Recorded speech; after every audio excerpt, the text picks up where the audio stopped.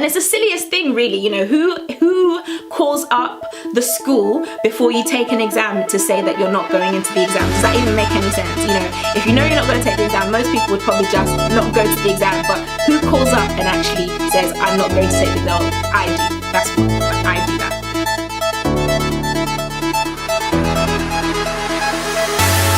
Hi guys, Mariyah, and today I want to talk to you about one of the greatest keys to actually going forward and fulfilling some of the things that you're trying to do, and that is consistency.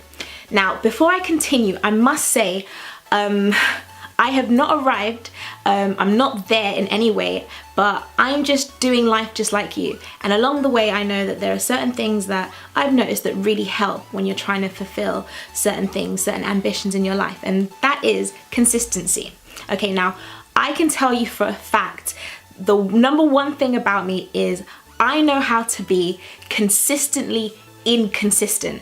And there's so many things in my life that I am consistently inconsistent at. So I am trying, I'm getting there, I'm trying to be more consistent. So yeah, I want to talk to you about that.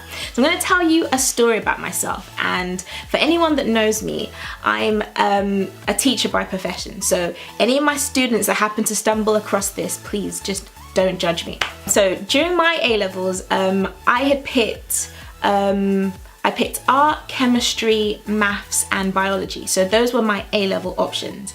And for anyone that's doing A-levels, it's tough, it's not easy. Even art was probably one of the most difficult because it was time consuming. And people think that's easy because all you're doing is drawing, but no, it's not easy at all. But of all the A-levels, I think maths was probably the one I found the most difficult. Oh my days, okay. The funny thing is, I was actually really good at maths at GCSEs, and what happened during A-level was that I came out of my GCSEs on a high, okay. GCSEs, I actually got 3 Bs and 10 As, and yeah, there'll be some of you out there that'll be saying, oh, I got 13 A stars. That's good for you, but for me, that was amazing, okay. I really, I thought, you know, I was over the moon. I thought, yes, I've done really well. And you kind of think that when you go into A-levels, you just assume that you can do the same thing that you did at GCSEs, especially if maybe you didn't try so hard at GCSEs and yet you still got really good marks. So you kind of think, okay, A-levels, I'm only doing 3 subjects. What is the deal? It's not going to be anything difficult. Could I be any more wrong? Okay. Now I can say in my life, I can probably count about 4 times that I've actually been, that I can pinpoint and say, yes, I was depressed, or yes, that was definitely depression. One of them is A-levels, which is what I'm about to tell you about in a moment. The second was final year of uni. I mean, first and second year, absolutely amazing, you know, you're chilling, but then you get to final year and whoo, it's something else. And then my PGCE, so anyone doing their teacher training, that is stressful. And then wedding planning, oh my gosh, okay, wedding planning is a whole nother story, but that was really stressful. But anyway, I'm talking about A-levels. It was a really, really stressful time of my life. And looking back, I think I was, firstly, I'm talking about being inconsistent. First of all, I'd come off of my GCSEs on a high. I thought I had done really, really well. So I was complacent, okay? In all honesty, I was complacent, and I think the same amount of work I was putting in my GCSEs, that's the sort of thing I was doing at A-level and expecting the same result, not realizing that it's a whole different ballgame and you have to put in 10 times the effort that you did at GCSEs. For anyone viewing abroad, GCSE just stands for General Certificate of Education, and it's the qualifications that year 11 16-year-olds, 15, 16-year-olds do in England in order to move on to college or sixth form, and then you do your 2 years of college or sixth form and then you move on to university. That's just how we do it over here. So like I was saying, it all comes down to being consistent. I wasn't studying, I was distracted. I went to an all-girls secondary school, and then the sixth form was mixed, okay, so yes, there was boys. Listen to your aunties when they tell you, do not think about boys, just focus on your studies. But anyway, I was slightly distracted. I wouldn't say I was completely distracted, but I was slightly distracted. And there was just so many other things going on at that time, and there's just little things that you would come up that would just be a massive distraction. You know, people, you know, your friends going out, you know, you want to join them because you're at that age where you're like, you've passed 16, so you're able to go out a lot more than you were before. And I remember that year, in my year 13, my grandmother passed away as well, and so that was really, really tough on me. So there were just, you know, loads of things that I was just really distracted by. I wasn't really studying as much as I should have been. Like sometimes I would study, I don't know, maybe I might spend a night studying, but then I might go another week or two without studying, so basically being very inconsistent. So A-level maths. For any of you out there doing A-level maths, it is tough. You know, when you're really good at maths, you know, you find it easy. And I was good at it, but I remember that I didn't always like it. So because I didn't always like it, when it became harder, I kind of started to switch off. And the A-level maths course I was doing, one of the modules was mechanics.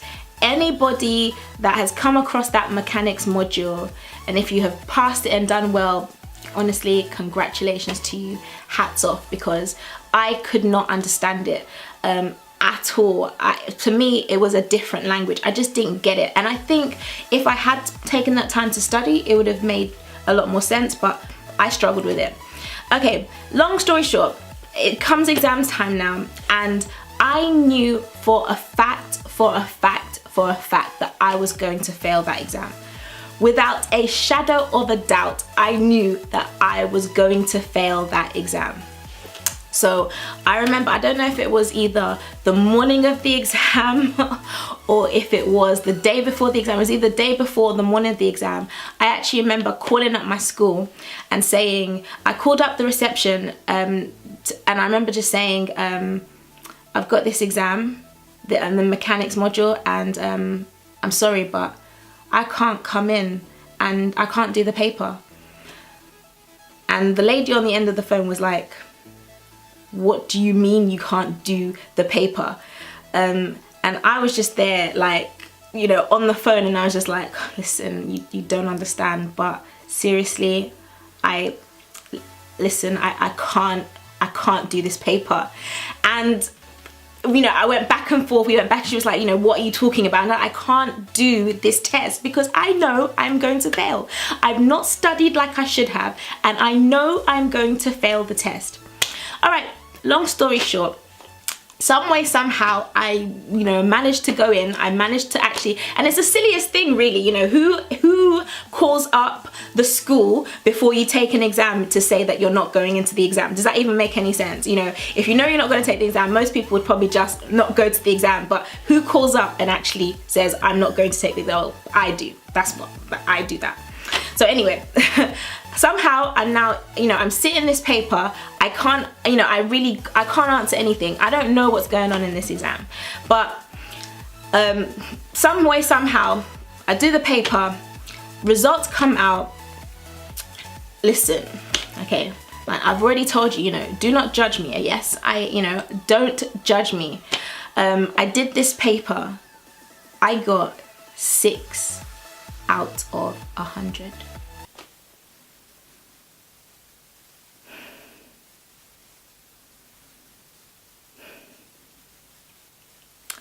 Six marks out of 100 possible marks that you could score.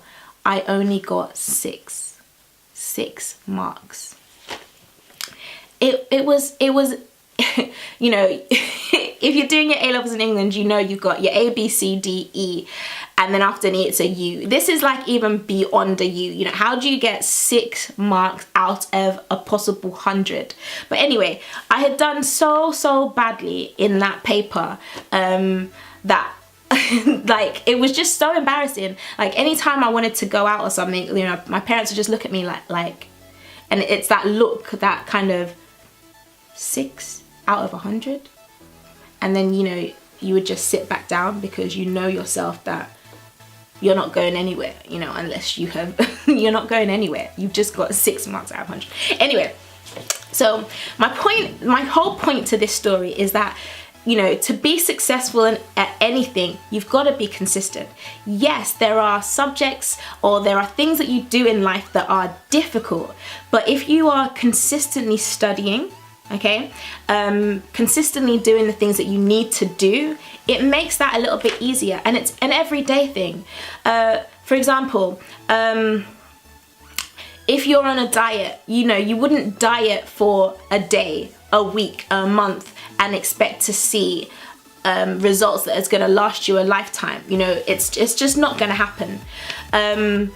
If you were to spend 24 hours brushing your teeth, you know, you just took one day and just decided, I'm going to spend this whole day brushing my teeth, and then you say to yourself, I'm not going to brush my teeth for the next 24 years because I've spent 24 hours brushing my teeth. It's ridiculous. It's stupid. You would never do something like that, because with time, despite the fact that you spent that whole day brushing your teeth, with time, decay would set in. You know, it's a gradual process. It's something that you have to do every single day. There are certain things in life, certain things that you are trying to do. It could be your career, it could be, you know, your studies, it could be, I don't know, it could be your fitness goals, it could be something, but whatever it is that you're doing, you have to remain consistent at it. You have to keep on going. You can't just do something once and expect there to be, you know, phenomenal results afterwards if you've not, you know, persevered with it and, you know, continued going. So it's important that if you have something that you are trying to achieve, it's important that you consistently, you know, I've been talking about consistency, but another thing that goes hand in hand with consistency is perseverance, okay?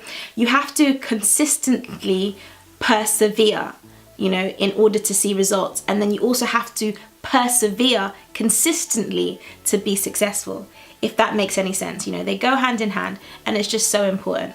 Anyway, I hope this video has helped, and I hope you see the point of actually persevering and just being consistent with the things that you are trying to achieve. And if you've not switched off to this point, go ahead, hit the subscribe button, and I'll catch you in the next video. Take care. Bye bye.